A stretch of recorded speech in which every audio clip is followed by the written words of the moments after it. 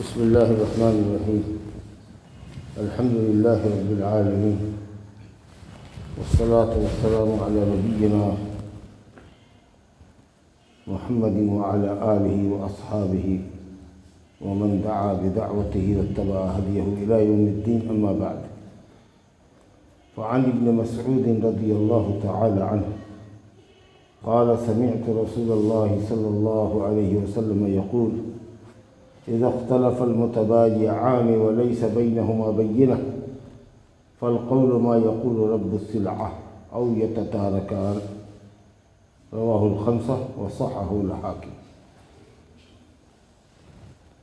یہ کتاب البیوع کا خرید و فروخت کے احکام اور مسائل پر جو مشتمل کتاب ہے، چیپٹر ہے، اس کا یہ دوسرا سبق ہے آج. کیونکہ احکام اور مسائل کی باتیں ہیں، اس لیے توجہ سے سنیے. حضرت عبداللہ بن مسعود رضی اللہ عنہ بڑے قدیم الاسلام صحابی ہیں. ان سے روایت ہے، فرماتے ہیں کہ میں نے رسول اللہ صلی اللہ علیہ وسلم کو یہ فرماتے ہوئے سنا: اذا اختلف المتبايعان، جب متبايعان مختلف ہو جائیں. متبايعان سے مراد بائع اور مشتری، خریدنے والا اور بیچنے والا. بائع کہتے ہیں بیچنے والے کو، اور مشتری کہتے ہیں خریدنے والے کو. جب کسی بات میں بیچنے والا یعنی دکاندار اور خریدنے والے میں اختلاف ہو جائے، وَلَيْسَ بَيْنَهُمَا بَيِّنَةٌ،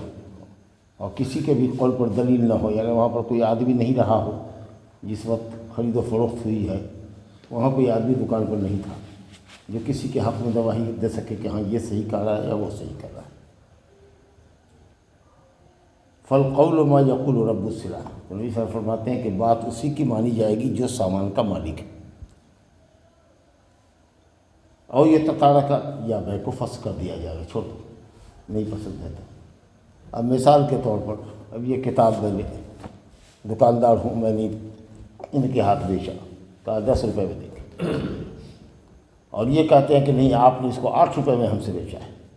میں 8 روپے دوں گا. اور میں کہہ رہا ہوں کہ نہیں صاحب میں نے 10 روپے میں بیچا ہے، آپ کو 10 روپیہ ہی دینا ہوگا.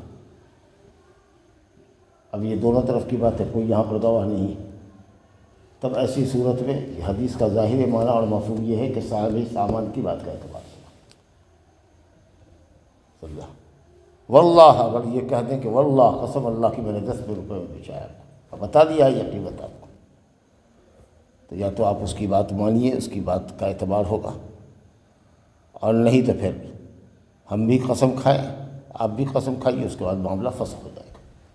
نہیں واللہ آپ نے تو 8 ہی میں بیچا ہے، ہم نے کہا واللہ ہم نے 10 میں بیچا ہوگا، نہیں واللہ ہم نے 8 میں لیا،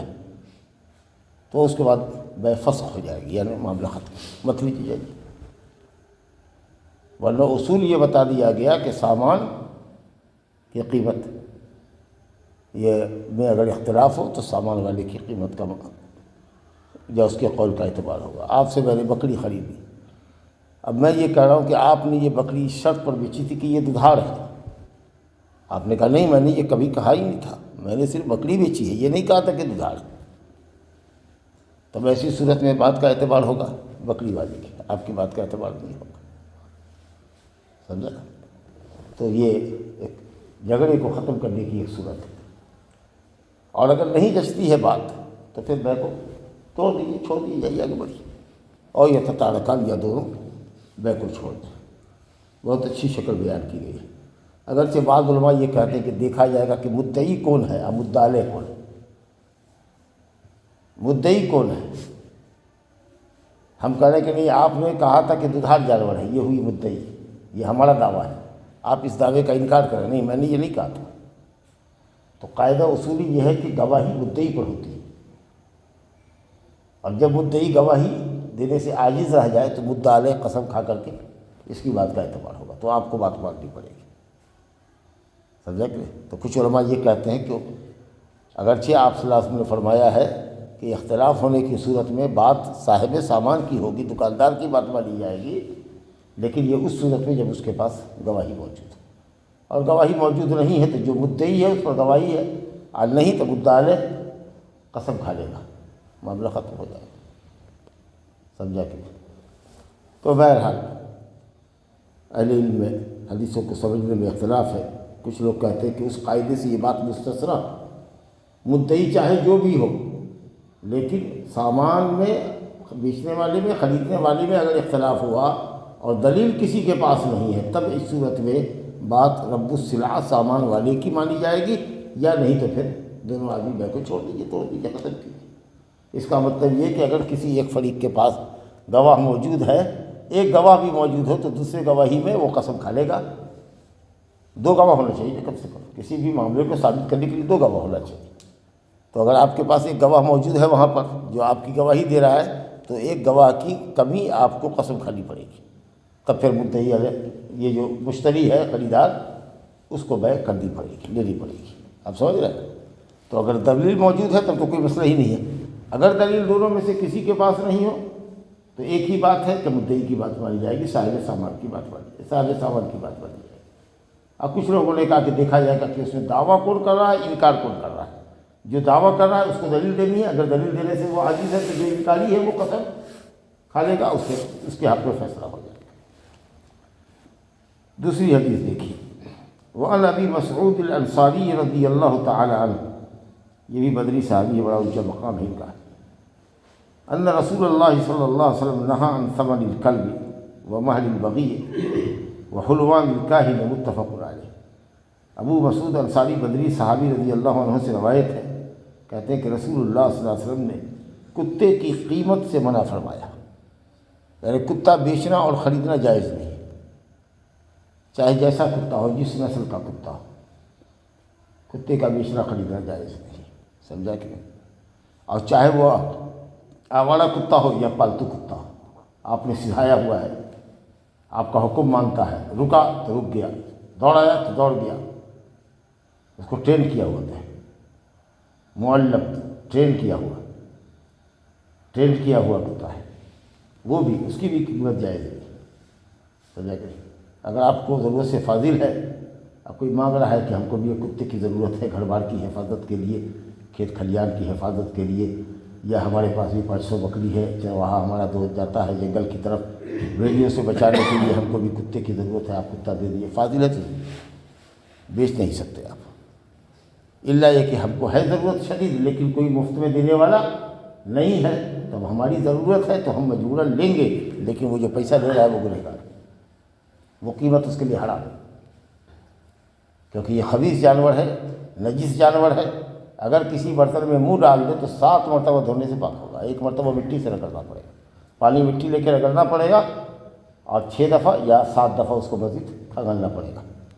جبکہ اس کتے کے علاوہ دنیا کا کوئی جانور اگر منہ ڈال دے، ایون سور منہ ڈال دے برتن میں، تو صرف آپ اس کو 1 مرتبہ صابن سے صاف کر کے پھینک دیجیے، 1 مرتبہ کھنگال دیجیے، وہ پاک ہے۔ لیکن یہ کتا کتنا خبیث ہے، کتنا نقصان دہ ہے، اور کتنا بڑا ناپاک ہے کہ دنیا میں صرف یہی ایک جانور ہے جس کے منہ ڈالنے کی وجہ سے اس برتن کو آپ کو 7 مرتبہ دھونا ہوگا، 1 مرتبہ مٹی اور پانی کیچڑ نما مٹی سے اس کو رگڑنا پڑے گا، اور اس کے بعد 7 مرتبہ اس کو پانی سے کھنگالنا پڑے گا۔ تو بہرحال کتے کی بیع جائز نہیں ہے۔ جو لوگ کتے کا کاروبار کرتے ہیں اور کتا بیچتے ہیں، اور بڑی مہنگی قیمت پر بیچتے ہیں لوگ، وہ سب جائز نہیں ہے، ایسا کبھی مت خریدیے۔ اگر ایسے ہی آپ کو کتے کی ضرورت ہے تو آوارہ کتا سکتا ہے، پھر لے جائیے، اس کو بات کرتے دلی میں غازی آباد میں رکھیے گا، اس کو ٹرینڈ کیجیے گا، وہی آپ کا اچھا ہو جائے گا۔ اگر آپ کے گھر کی حفاظت کے لیے، آپ کی جان کی حفاظت کے لیے اگر ضروری ہے تو یہ چیزیں بھی کہیں خریدنے اور بیچنے کی، یہی دھندا مسلمان کرے گا، کتا اور بلی بیچے گا، لا حول ولا قوت الا باللہ۔ تو نبی صلی اللہ علیہ وسلم نے منع فرمایا ہے، اور منع جو ہوتا ہے وہ حرمت کی دلیل ہوتی ہے۔ عام طریقے سے جو اصل قاعدہ یہ ہے کہ جس چیز سے نبی صلی اللہ علیہ وسلم منع فرمائے وہ حرام ہوتا ہے، تو یہ حرام ہے، لیکن ہم مجبور ہیں کتا لینے کے لیے، اور آپ شکاری کتا دے نہیں پا رہے ہیں، چراگاہ کی حفاظت کرنے کے لیے، بکریوں کی، بھیڑیوں سے حفاظت کرنے کے لیے ٹرینڈ کتا میرے پاس نہیں ہے، آپ کے پاس کئی ایک ہے ضرورت سے زیادہ، اور آپ دے نہیں رہے ہیں، تو میری مجبوری ہے، ہم تو لے لیں گے، لیکن وہ آپ کے لیے لینا بیچنا جائز نہیں ہوگا۔ اسی طریقہ سے اگر کسی نے کسی کا کتا مار دیا، سمجھا کہ نہیں، تو اس پر اسلامی عدالت میں کوئی کیس نہیں اٹھے گا، کوئی جرمانہ نہیں دے گا، کہیے گا کہ 1 لاکھ کا کتا لیا ہوا تھا، فرانس سے منگوایا تھا، کہا نہیں کچھ نہیں، بہت ضد کرے گا، بہت بے چینی کا اظہار کرے گا تو قیمت علماء نے کہا کہ لے کے بیت المال میں رکھ دیا جائے گا، مسلمانوں کی خدمت کے لیے آپ کو نہیں دیا جائے گا بس۔ ہاں، یہاں تو اگر کسی کا یوں بھی آوارہ کتا ہے چلتے چلتے باندھے ہوا ہے یا اس کے دروازے کا مانوس ہے، اگر مار دیا تو جھگڑا کرے گا لاٹھی لے کے، ہمارے کتے کو مار دیا، ارے اس کا سدھایا ہوا کتا بھی اگر کوئی مار دے، مارنا تو نہیں چاہیے لیکن اگر مار دے تو اس کے اوپر کوئی جرمانہ نہیں اسلامی عدالت، کیونکہ اس کی قیمت دینی جائز ہی نہیں ہے، تو اس کا کوئی ویلیو ہی نہیں، شریعت کی نگاہ میں اس کتے کا کوئی ویلیو ہی نہیں ہے، تو جب ویلیو ہی نہیں ہے تو اس کی قیمت کیا لگے گی، جرمانہ کیا لگے گا۔ اسی طریقہ سے نبی صلی اللہ علیہ وسلم نے منع فرمایا مہر البغیہ، زانیہ کی مہر سے، یعنی زانیہ کی کمائی، زنا کاری کی جو اجرت زانیہ پیشہ ور عورت لیتی ہے اس کو مہر سے تعبیر کیا گیا، کیونکہ مہر ہی ایک رقم ہوتی ہے جس سے مرد کے لیے بیوی اس کی حلال ہوتی ہے، تو اسی طریقے سے کسی اجنبی عورت کو فائدہ لینے کے لیے نعوذ باللہ زنا کاری کرنے کے لیے زانیہ کو پیسہ دینا پڑتا ہے، اس لیے اس کو لفظ مہر سے تعبیر کیا گیا۔ یہ بھی حرام ہے۔ حرام کس کے لیے؟ دینے والے کے لیے کہ لینے والے کے لیے؟ دینے والے اور لینے والے کے لیے نہیں، جو بدکاری کرا رہی ہے اصل اسی کے لیے حرام ہے، لینا، قیمت لینا، مہر لینا، مہر تو وہ لے رہی ہے لیکن آپ دینے والے بھی گنہگار ہیں، کیونکہ اگر آپ دیتے رہیے گا تو لیتی رہے گی اور جرم پڑتا رہے گا۔ آپ پھر یہ ہے کہ زنا اس کے لیے بھی حرام ہے، آپ کے لیے بھی حرام ہے، اگر آپ جرم میں پکڑے جاتے ہیں یا آپ اقرار کرتے ہیں عدالت میں شادی شدہ ہے تو آپ کو سنسار کر دیا جائے گا، پتھر مار مار کے مار دیا جائے گا، سمجھا کیا؟ تو زانیہ کی جو کمائی ہے یہ بھی حرام کمائی ہے۔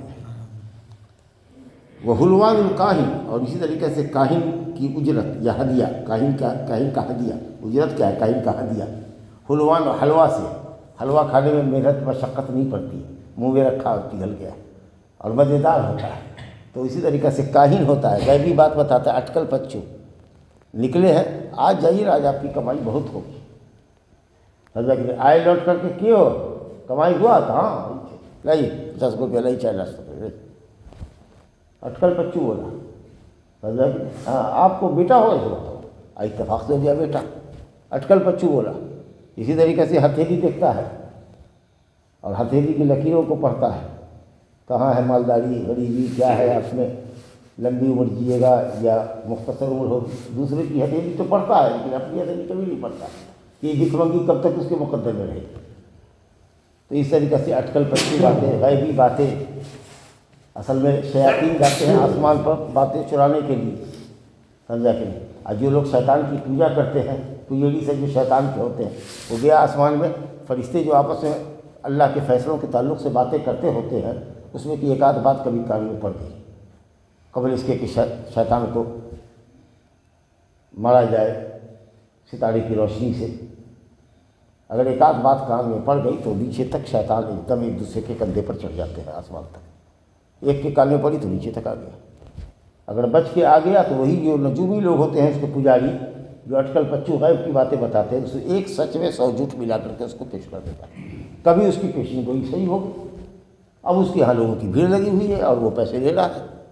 بیٹھے بیٹھے کما رہا ہے، ہاتھ دیکھ رہا ہے، پیسہ کما رہا ہے، بھیڑ لگی ہوئی ہے، سمجھا کہ نہیں؟ باباؤں کی کمی نہیں ہے، غیر مسلموں میں اور مسلمانوں میں، اگر بتی موم بتی جلا کے کرتب بازی کر کے پیسہ کما رہا ہے، اور 2-4 پیسہ تھوڑے ہیں، 10,000 لگے گا، 20,000 لگے گا، 1 لاکھ لگے گا، لا حول ولا قوت الا باللہ۔ تو یہ بھی کمائی حرام ہے، محنت مشقت کی کمائی نہیں کرتا ہے، بیٹھ کر کے یہی پوجا پاٹ کرتا ہے، اگربتی موم بتی دکھاتا ہے، پیسہ لوگوں کا کرتا ہے، اس کو حلوے سے تعبیر کیا گیا ہے۔ جس پیسے کو کمانے کے لیے خون پسینہ لوگوں کو ایک کرنا پڑتا ہے، یہ بیٹھے بیٹھے بے ایمان ہزاروں کے واڑے نیارے کر رہا ہے بیٹھ کر کے، اٹکل پچو باتوں پر لے رہا ہے، کبھی تیر تکا لگ گیا، وہی بات صحیح ہوتی ہے جو آسمان سے چرائی گئی ہوتی ہے، وہی صحیح ہو گئی تو لوگ اس کو صحیح مانتے ہیں، 99 باتیں اس کی غلط ہو گئی تو اس کو جھوٹا نہیں مانتے۔ تو یہ کاہن کو جو آپ ہدیہ دیتے ہیں، کچھ دیر کھا دیا تو جیب سے لے کر کے خوش ہو کر کے آپ نے دے دیا، تو یہ جو اس کو ہدیہ ہوا، یہ حلوہ جس کو تعبیر کیا گیا حلوے سے، وہ بھی حرام، زانیہ کے پیشے کی کمائی حرام۔ اگر اس کو حلال کر دیا جائے تو عورت جب بھی کوئی عورت محتاج ہو شرمگاہ کا استعمال کر لے، اس سے پیسہ کما لے، نعوذ باللہ۔ اس لیے ہرگز حلال نہیں ہے۔ تو چونکہ ممنوع بیع کا ذکر ہو رہا ہے تو اسی لیے اس طرح کی کمائی کرنا، کتا بلی بیچ کر کے کمانا، یا بدکاری کر کے کمانا، یا بدکاری کرنے والے کا اس کو بدکاری کی اجرت دینا اور گناہ کے کام پر اس کا تعاون کرنا، اسی طریقے سے جو لوگ بیٹھے ہوئے ہیں جال پھانس بچھا کر کے، سمجھا کہ نہیں، شعبدہ باز مکار سب جو لوگوں کے پیسے ایٹھ رہے ہیں، اور آپ کمزور عقیدہ والے جا رہے ہیں ایسے لوگوں کے پاس اور ان کو پیسے دے رہے ہیں، یہ سب حرام ناجائز ہے۔ تیسری حدیث دیکھیے، وعن جابر بن عبد اللہ رضی اللہ تعالی عنہما انہ کان یسیر على جمل له قد اعیا فاراد ان یسیبہ قال فلحقنی النبی صلی اللہ علیہ وسلم فدعا لی وضرب فصار سیرا لم یسر مثلہ قال بعنیہ بوقیہ قلت لا ثم قال بعنیہ بوقیہ واشترطت حملانہ الى اہلی فلما بلغت اتیته بالجمل فنقدنی ثمنہ ثم رجعت فأرسل في أثري فقال أتراني ما كسبك لآخذ جملك خذ جملك ودراهمك فهو لك متفق عليه وهذا السياق لمسلم۔ حضرت جابر بن عبداللہ انصاری رضی اللہ عنہ، جابر بھی صحابی، ان کے باپ عبداللہ بن حرام بھی صحابی۔ حضرت جابر رضی اللہ عنہ ایک سفر سے لوٹ رہے، غزوے سے لوٹ رہے، غالباً وہ غزوہ مریسی رہا ہو یا غزوہ بنی مستلق۔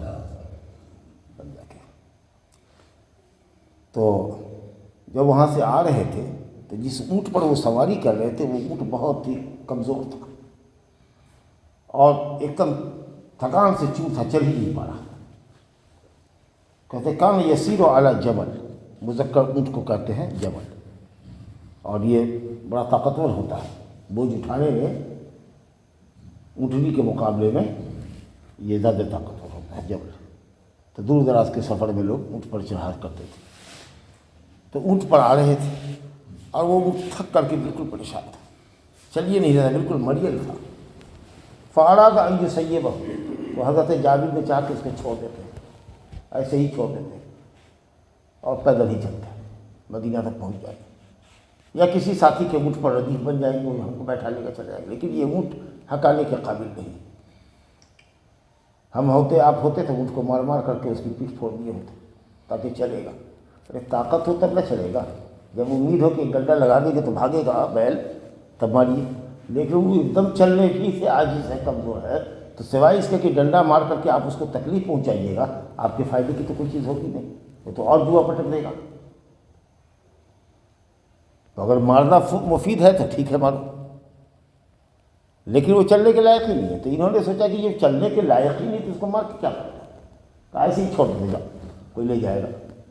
اب کوئی جا رہا ہو آدمی سائیکل سے، اس کی سائیکل ٹوٹ گئی، آگے کا فریم ٹوٹ گیا، چکا پنکچر ہو گیا، بیچ کا فریم ٹوٹ گیا، پیچھے سے ٹوٹ گیا، اب وہ سوچ رہا کہ سارے ٹکڑوں کو جمع کر کے جب تک لے جائیں گے، اس کو تو بنانے ہی میں، خریدنے میں ہمارا 4000 روپے لگ جائے گا، اس سے اچھا ہے کہ سائیکل کو چھوڑ دیتے ہیں، جاؤ کوئی اٹھا لے گا اور لوہے لکڑ کے دام میں بیچ دے گا، ہم اس سے اچھا ہے کہ نہیں یہ سائیکل خریدیں تو ٹھیک ہے سر۔ تو انہوں نے چاہا کہ اس کو یوں ہی چھوڑ دیں۔ نبی صلی اللہ علیہ وسلم پیچھے سے آ رہے تھے، اور یہ آپ کا تواضع دیکھیے، اور قائد لشکر کو چاہیے کہ وہ پیچھے رہے، یہ نہیں کہ ہم بڑے ہیں تو ہم آگے آگے چلے یا فوج پیچھے چلے، پیچھے چلے تاکہ کمزور اور چھٹا ہوا اگر کوئی کہیں ہو تو اس کی خبرگیری کرتے ہوئے چلے، اس کو لیتے ہوئے چلے، اس کو اٹھائے، سمجھا کہ اسی نبی صلی اللہ علیہ وسلم سفر میں عادتاً پیچھے رہا کرتے تھے۔ تو ان کا تو جانور بہت تھکا ہوا تھا، مریل تھا، چلتا ہی نہیں تھا، بہت پریشان تھے کہ کیا کریں، اس کو چھوڑ دیں یا کیا۔ اسی درمیان میں نبی صلی اللہ علیہ وسلم آ بھی گئے، تو پوچھا کہ کیا جابر کیا حال ہے تمہارے اونٹ کا، کیا لے کر اصل تھک کر کے چور ہے، اب یہ چلنے کے لائق نہیں ہے، سمجھا کہ میں تو چاہتا ہوں کہ اس کو ایسے ہی چھوڑ دوں اور چلا جائے۔ آپ نے کہا ذرا لاٹھی لانا، لاٹھی دکھا، تو لاٹھی دکھایا، دیا لاٹھی، نبی صلی اللہ علیہ وسلم نے ایک لاٹھی اس کو پکڑا۔ اب اس طرح ٹوکنا تھا نبی صلی اللہ علیہ وسلم کا کہ وہ اونٹ تو اب بالکل قافلے کے تمام اونٹوں سے تیز بھاگنے لگا، اب تو خوب چل رہا۔ کہا جابر نے کہ نبی صلی اللہ علیہ وسلم نے میرے لیے دعا فرمائی، میرے لیے، میرے اونٹ کے لیے، اور میرے اونٹ کو آپ نے جو مارا فسارا سیرا لم یسر مثلہ، تو یہ اب یہ ایسا چلنے لگا جیسا کبھی پہلے چلا ہی نہ ہو، اتنا تیز چلنے لگا۔ اور بلکہ صورت حال یہ تھی کہ ان کو لگام کھینچنا پڑتا تھا اس کا تاکہ نبی صلی اللہ علیہ وسلم جو فرما رہے ہیں آپ کی بات سن سکے، ورنہ یہ تو اونٹ آگے نکل جائے گا تو بات سن نہیں پائیں گے۔ تو آپ نے کہا کہ جابر اونٹ کو بیچو ہم سے، بیچو گے؟ تجویز پیش کر رہے ہیں دیکھنے کے لیے، امتحان لینے کے لیے کہ دیکھیں ابھی تو مریل تھا، یہ چھوڑ کے جا رہا تھا اونٹ کو راستے میں، اب تو یہ خوب چلنے لگا، دیکھتے ہیں کہ بیچنا اس کا مزاج ہے کہ نہیں۔ کہا جابر اس کو بیچو گے؟ تو کہا نہیں یا رسول اللہ، حدیث مختصر کر دیا ہے، آپ کو ایسے ہی ہدیہ ربا میں دے دیتا ہوں۔ کہا نہیں، تمہارے گھر میں خرچہ زیادہ ہے، 6 بہنیں تھیں، ان کے والد کا جنگ احد میں ان کے والد کی شہادت ہو گئی تھی، اور 6 بیٹیاں ان کے پاس تھی جابر کی، عبداللہ کے، اور یہی ایک بیٹا تھا۔ کہا بیٹا سب سے زیادہ پریشانی میرے لیے یہ کہ میرے اوپر قرض بہت ہے لوگوں کا، وہ چکا دینا اور اپنی 6 بہنوں کا خیال کرنا، سمجھا کہ نہیں؟ اور جابر نے اپنی 6 بہنوں کی تربیت کے لیے اور خیال کرنے کے لیے شادی شدہ عورت سے دیا جو تجربہ کار تھا۔ تو نبی صلی اللہ علیہ وسلم نے اسی موقع پر پوچھا کہ جابر بیاہ کیے ہو؟ کہا باقرہ سے کہ سیبہ سے، شادی شدہ سے؟ کہا سیبہ سے۔ کہا کیوں؟ باقرہ سے کیوں نہیں؟ زیادہ محبت تم دونوں میں رہتی، جیسے تم کنوارے ایسے وہ کنواری ہوتی۔ کہا یا رسول اللہ میرے والد نے 6 بہنیں چھوڑی، بیٹیاں چھوڑی، ہماری بیٹیاں چھوڑی جو ہماری بہنیں، ان کی تربیت کے لیے، ان کو کنگھی وغیرہ کرنے کے لیے، ان کو تربیت دینے کے لیے کوئی تجربہ کار عورت چاہیے تھی۔ گویا بہنوں کی تربیت کے لیے گویا کہ یہ قربانی ہم نے دی کہ دبیا ہی عورت سے شادی کیا۔ اللہ اکبر۔ تو آپ ظاہر ہے کہ یہ سنیے گا تو آپ کے دل میں بھی ہمدردی پیدا ہوگی کہ یقیناً یہ شخص دعا کے قابل ہے۔ تو پھر آپ نے دوبارہ کہا کہ نہیں تم بیچو، سمجھا کہ آزمانا چاہ رہے تھے، امتحان لینا چاہ رہے تھے کہ یہ آدمی اب جس جانور کو چھوڑ کے جا رہا تھا اب چلنے لگا ہے بہت تیز، تو بیچنا چاہتا ہے کہ نہیں چاہتا۔ کہا چلیے جب آپ کہہ رہے ہیں کہ بیچ ہی دو اور پیسے ہی لو، اور ہدیہ آپ لے نہیں رہے ہیں، اور اس لیے نہیں رہا، ہدیہ تو آپ قبول کرتے تھے لیکن جانتے تھے کہ جو آدمی ہدیہ دے رہا ہے وہ خود صاحب حاجت ہے، ضرورت مند ہے، اس کو پیسے کی ضرورت ہے۔ تو آپ نے کہا نہیں بیچو، 1 اوقیہ چاندی، 1 اوقیہ چاندی ہوتا ہے 40 درہم کا، اور آج کل علماء نے کہا ہے کہ 40 درہم کا وزن ہوتا ہے، 1 درہم کا وزن ہوتا ہے 3 گرام، تو 40 دیا 120 گرام چاندی، سمجھے کہ 120 گرام چاندی آج بھی کوئی زیادہ کی نہیں ہوگی، 6-7 ہزار ہوتی ہے۔ تو اس زمانے میں جو ہے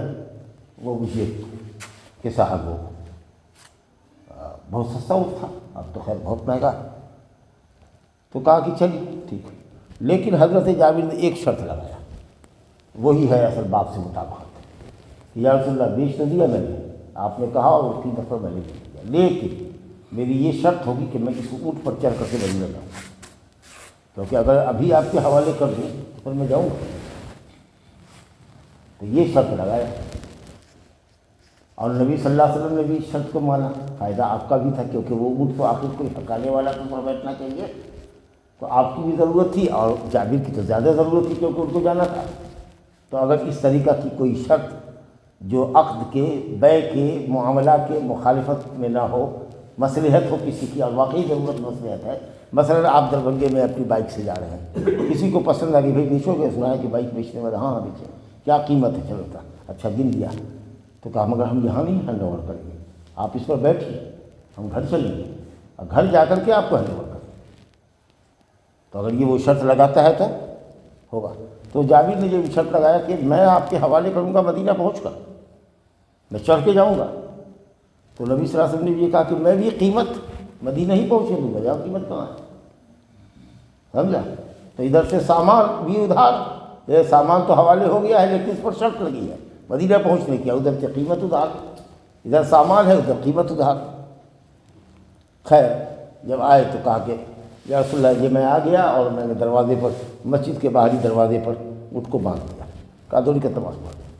پڑھنے کے بعد حضرت بلال کو بلایا، کہا کہ جا کر 1 اوقیہ چاندی 40 درہم تول کر کے ان کو دے دو، حضرت جھکتا تولا، حالانکہ چاندی اور سونا جھکتا ہے، دیکھیے کٹا پر کٹا رہے گا، چاہے گا کہ 1 گرام کم میں تول، آپ نے کہا نہیں ذرا جھکتا تولا، اور جب تول دیا 1 اوقیہ چاندی تو کہا کہ تھوڑا سا آدھا اوقیہ بڑھا دو ہماری طرف۔ جابر کہتے ہیں کہ وہ ہم نے 1 اوقیہ تو خرچہ کیا، لیکن وہ جو تھوڑا سا بڑھا دیا تھا، جس کو ہماری مقامی زبان میں لاوا دعا کہتے ہیں، جو مفت میں دیا تھا تھوڑا سا، اس کو جابر رکھے ہیں ایک مدت تک۔ بہرحال جب قیمت لے کر کے چلے گئے تو نبی صلی اللہ علیہ وسلم نے پیچھے سے آدمی بھیجا، کہا جابر کو بلا کے لا۔ فارسل فی اثری، میرے پیچھے انہوں نے آدمی کو بھیجا۔ جب میں آیا تو آپ نے کہا اترانی ما قصک لآخذ جملک، کیا تمہارا گمان یہ ہے کہ میں نے جو دام کم کیا تھا، بائیں اور مشتری میں دام ہوتا ہے نا، دام بھاؤ بٹا،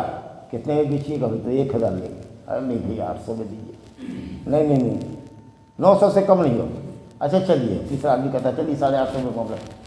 یہ جو کمی بیشی والا معاملہ ہوتا ہے اسی کو مماثلت کہتے ہیں کہ میں نے جو بھاؤ بٹے میں کمی بیشی کی تم سے، تو کیا تم یہ سمجھ رہے تھے کہ میں تمہارا اونٹ واقعی لے لوں گا؟ کیا بتایا جا رہا ہے کہ بیع کرنے کا ہمارا لینے کا ارادہ نہیں تھا۔ تو کچھ لوگ کہتے ہیں کہ مدد کرنا چاہتے تھے لیکن سمجھتے تھے کہ یہ آدمی غیرت مند ہے، ایسے نہیں لے گا تو اونٹ کے بیع کے بہانے دے دیں۔ کچھ لوگ تو ایسا کہتے ہیں، لیکن نہیں، آپ نے بیع کیا تو یہ جو پوچھا آپ نے وہ اس لیے کہ مطلب میرا تمہارا امتحان تھا کہ دیکھیں کہ اب تمہارا اونٹ اب چلنے لگا ہے، خوب تیز ہو گیا ہے اور سارے جوان اونٹوں کو پیچھے کر کے نکل رہا ہے آگے، تو اب تم بیچو گے کہ رکھو گے، یہ جانچنا تھا۔ لیکن لگا کہ نہیں، تم کو تمہارا اونٹ پسند ہے اور میرے بار بار کے اصرار پر یا تقاضے پر تم نے بیچنے کی رضامندی کی، تو چلو اپنا اونٹ لو۔ تو اب یہ اپنا نہیں ہے، پہلے بیچنے سے پہلے تمہارا صحیح اس اعتبار سے کہا کہ اپنا اونٹ لے جاؤ اور قیمت بھی لے لو، اب کے اعتبار سے کہ ہم اس کی قیمت دے رہے ہیں۔ تو نبی صلی اللہ علیہ وسلم نے قیمت بھی دے دی اور اونٹ بھی گویا کہ اب ہدیے میں جابر کو پلٹا دیا کہ اونٹ بھی لے کر پیچھے تھا۔ خود جملک و دراہمک، اپنا اونٹ بھی لے لو اور اپنا درہم بھی لے لو، فہو لک، یہ تمہارے لیے ہے۔ بخاری مسلم کی حدیث۔ تو اس حدیث کو امام صاحب کتاب علامہ ابن حجر عسقلانی کتاب البیع میں اس لیے لائے، شرط کا بیان ہے کہ اگر کوئی آدمی اس طرح کی شرط لگا دے اپنے سامان کے ساتھ کہ ہم بیچیں گے، مثال کے طور پر کوئی بلڈنگ ہے آپ کی شہر میں، آپ رہ رہے ہیں، کسی نے کہا اس کی قیمت لگائیے، تو آپ نے قیمت لگائی 40 لاکھ روپے میں آپ کا وہ مکان بک گیا، لیکن آپ نے اس آدمی سے شرط لگائی کہ دیکھو بھائی میرا دوسری جگہ مکان بن رہا ہے، اس کو مکان کو تیار ہونے میں 3 مہینے لگیں گے، میں یہ مکان آپ کو 3 مہینے کے بعد ہینڈ اوور کروں گا، 3 مہینے تک میں اس میں رہوں گا، سمجھا کہ نہیں؟ تو اگر یہ شرط لگاتا ہے تو یہ شرط لگانا اس کے لیے جائز ہے، اگر آپ کو قبول ہے تو معاملہ کر لیے۔ تو اگر اس طریقے سے کوئی شرط لگاتا ہے تو ٹھیک ہے، سمجھا کہ جیسے کوئی شرط لگا دے آپ کو یہ کام ہے، میں اگر اس کو 2 گھنٹے میں کر دوں تو مجھ کو 500 روپیہ ملے گا، اور اگر دن بھر لگا دوں تو بھی 500 روپیہ، ایک شرط ہو گئی نا۔ تو یہ شرط ایسی ہے کہ جو آپ کے لیے جائز ہے، اگرچہ اس میں ایک فریق کا فائدہ ہے، لیکن اگر دیکھ رہے ہیں کہ ٹال مٹول نہیں ہے، واقعی یہ آدمی رہنے کا محتاج ہے، اس کا مکان بن رہا ہے اور کام تیزی سے ہو رہا ہے، ہو سکتا ہے 10-5 دن آگے پیچھے بھی ہو جائے، اس کو بھی سمجھ کے چلیے۔ تو اس طرح کی شرط اگر کوئی بھی فریق لگاتا ہے یا کہے کہ چلو کیوالہ لکھ دو ہمارے لیے، 2 آدمی کے سامنے ہم گارنٹی پیپر بنا دیتے ہیں کہ باقی پیسہ ہم 3 مہینہ کے بعد تم کو دے دیں گے، چلیے آپ کیوالہ کر دیا، آپ نے ڈیٹ بنا دیا، مکان بھی اس کے حوالے کر دیا، 3 مہینے کے بعد آپ کا باقی پیسہ دے گا، اس میں مشتری کا فائدہ ہوا کہ نہیں ہوا؟ تو اگر کوئی فریق اس طرح کی شرط لگاتا ہے اور آپ اس کو قبول کرتے ہیں جو بالکل عقد کے خلاف نہیں ہے تو یہ بالکل صحیح ہے، سمجھا کہ نہیں؟ لیکن کوئی آپ بے وجہ کے لیے لگا رہے ہیں کہ 1 سال 2 سال ہم رہیں گے تب آپ کو مکان پیسہ آج دے دو 2 برس کے بعد لوگے، یہ بات صحیح نہیں ہوگی، سمجھا؟ تو یہی ہے کہ اس طرح کی شرط اگر کوئی لگا لے تو کوئی حرج نہیں ہے۔ اور ایک حدیث اور پڑھ لیتے ہیں،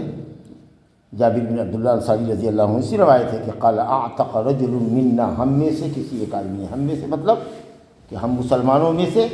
یا ہم میں سے مراد ہم انصاریوں میں سے، مدینہ کے جو لوگ تھے مسلمان جنہوں نے مکہ سے ہجرت کر کے جانے والوں کو پناہ دیا تھا اور اسلام کی مدد کی تھی، ان کا لقب اللہ نے اور رسول نے انصار رکھا، مددگار، دین کے مددگار۔ اور جن لوگوں نے مکہ سے ہجرت کیا تھا یا دوسرے شہروں سے ہجرت کر کے گھر بار چھوڑ کے آئے تھے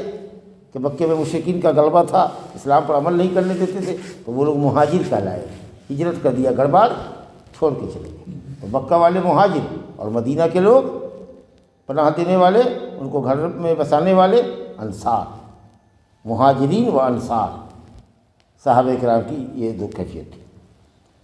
تو بہرحال ہم میں سے کا مطلب کہ انصاریوں میں سے، اور وہ واقعی انصاری تھے، ابو مذکور انصاری، اور ان کے پاس ایک غلام تھا جس کا نام تھا یعقوب، تو مالک نے اپنے غلام سے کہا تھا کہ دیکھو جب تک ہم زندہ ہیں تم میرے ساتھ رہو، جب ہم مر جائیں گے تو تم آزاد ہو جانا اللہ کے لیے، لیکن زندگی بھر ہماری خدمت کرو، میرے مرنے کے بعد تم آزاد رہو۔ اے صاحب، مگر وہ آدمی ہو گیا محتاج،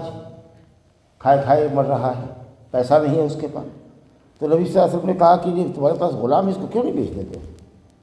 کہا کہ یا رسول اللہ میں نے اس کو مدبر بنا دیا ہے، یعنی اس کی آزادی کو اپنے موت کے بعد کے لیے معلق کر دیا ہے، تو اب تو وہ ایک طرح سے آزاد ہو جائے گا، اس کو بیچ کیسے دیں؟ کہا نہیں، موت کے بعد نہ آزاد ہوگا، ابھی تم کھانے کے لیے مر رہے ہو، کھانے کے لالے پڑے ہوئے ہیں، ابھی اس کو بیچو، سمجھا کہ؟ تو اگر معلوم ہوا کہ کوئی اس طریقہ سے مدبر غلام کر دے اور اس کو ضرورت ہو تو بیچے۔ چلا ہے 200 روپیہ جیب میں ہے، کہاں چلے بھائی؟ کما کے آ رہا ہے کوئی، 200 روپیہ ہے، کہاں چلے؟ کہا مسجد کا چندہ ہونا جہاں نکالنے کے لیے۔ کہا گھر میں خرچ؟ کہا نہیں، آج بچہ سب ایسے ہی ہو جائے گا۔ ارے بچہ سب کو بھوکا رکھ دو گے، آپ پیسہ چندہ دے دو گے؟ کیا تمہاری بیوی اور بچے صبر کریں گے؟ نام حساب سے تو نہیں صبر کریں گے، تو سب گھر پہ اٹھا لے گی، کیا کر کے آ گئے تو ہرگز اس کو اجازت مت دیجیے چلنے کی، کہیں کہ جاؤ پہلے اپنے بیوی بال بچوں کا خرچہ کرو، تم پر صدقہ نہیں ہے۔ آپ سمجھ رہے ہیں؟ وہ صدقہ نہیں دے گا۔ حج کرنے کے لیے روپیہ رکھے ہوا ہے 5 لاکھ روپیہ، 3 لاکھ روپیہ کسی کا قرض لیے ہوا ہے، اس پر حج فرض نہیں ہے، پہلے قرض دار کا قرض چکاؤ، پہلے وہ ضروری ہے، حالانکہ دیکھیے کتنی اہم چیز ہے، پہلے قرض چکاؤ۔ تو اسی لیے آپ نے کہا کہ غلام کی آزادی بہت بڑا ثواب کا کام ہے، ہر عزم کے بدلے میں اللہ تمہارے عزم کو جہنم سے آزاد کرے گا۔ آپ سمجھ رہے ہیں؟ بہت بڑی فضیلت ہے، لیکن اس کے باوجود بھی تم کو خود پیسے کی ضرورت ہے، اس غلام کو بیچ کر کے تم چھوٹا موٹا کاروبار کر سکتے ہو، کچھ لوگوں کا پیسہ ادا کر سکتے ہو، کچھ کاروبار میں لگا سکتے ہو، روزی روٹی کا سامان کر سکتے ہو۔ یہ بہتر ہے اس بات سے کہ تم اس کو اپنی موت کے بعد کے لیے آزاد چھوڑو۔ بعد میں قرض دیں گے، حج پہلے کر لیں، نہیں، بعد ہی میں حج کرو گے، پہلے قرض چکاؤ، اللہ تعالیٰ وسعت دے گا تو پھر حج کرو گے، نہیں تو بھی قرض چکاؤ۔ لیکن یہ جو ہم لوگ کہتے ہیں کہ نہ پہلے بیٹا بیٹی کا بیاہ کر لیں، مکان جائیداد بنا لیں، بوڑھے ہوں گے تو ایک کے حج کریں گے، یہ صحیح سمجھا کے۔ تو کہا کہ آتق رجل منا عبد له عن دبر، ایک شخص نے، ہمارے میں سے ایک شخص نے اپنے یہ غلام کو موت کے بعد آزاد کرنے کے لیے رکھ چھوڑا تھا، لیکن اس کے پاس اس غلام کے سوا کوئی مال نہ تھا، تو نبی صلی اللہ علیہ وسلم نے اس کو بلایا اور خود نبی صلی اللہ علیہ وسلم نے اس غلام کو بیچا، کہا کہ اس کی قیمت لگاؤ جی، تو جو جتنا زیادہ قیمت لگاوے گا، نیلامی بیع جس کو کہتے ہیں، تو جس نے زیادہ قیمت دی اس کے ہاتھ میں بیچا اور اس کو پیسہ دیا، کہا کہ لو اس کو لے جا کر کے جس کا ہے اس کو دے دو، گھر میں کچھ دے دو اور باقی جو کچھ کرنا ہے وہ کرو۔ ہذا وباللہ التوفیق۔